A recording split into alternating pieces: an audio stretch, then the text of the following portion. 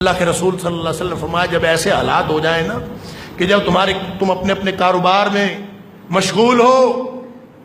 وَأَخَذْتُمْ أَذْنَابَ الْبَقْرِ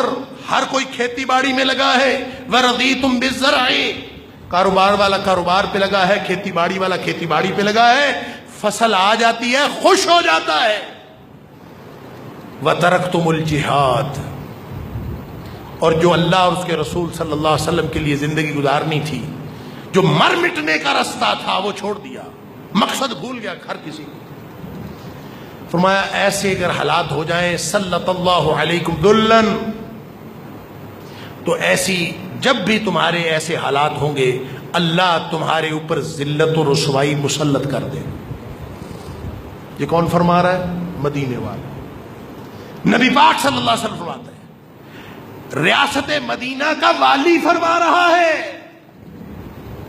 کہ جب تم اس طرح کے کرتوت کرو گے تمہارا فوکس چینج ہو جائے گا، تمہارا فوکس بدل گیا، تمہاری توجہ بدل گئی تو اللہ تمہارے اوپر ذلت و رسوائی مسلط کر۔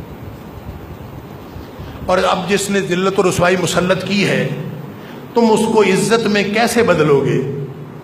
تم دنیا کائنات کو پکارتے پھرو، دنیا کائنات سے مدد حاصل کرتے پھرو، تم IMF سے مدد لینے کی بجائے جو مسلمانوں کے ملک کا اسلامی ترقیاتی بینک ہے بے شک اس سے 400 ارب ڈالر لے لو، جس سے مرضی امداد لے لو، سلط اللہ علیکم ذلًا، یہ ذلت و رسوائی اللہ نے مسلط کی ہے، لا ينزعہ۔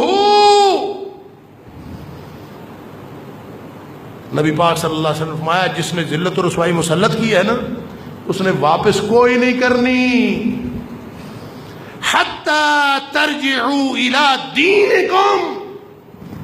جب تک تم دین کو پہلی ترجیح نہیں بناؤ گے، جب تک تم واپس اپنے دین کی طرف نہیں لوٹو گے، جب تک تم اپنا فوکس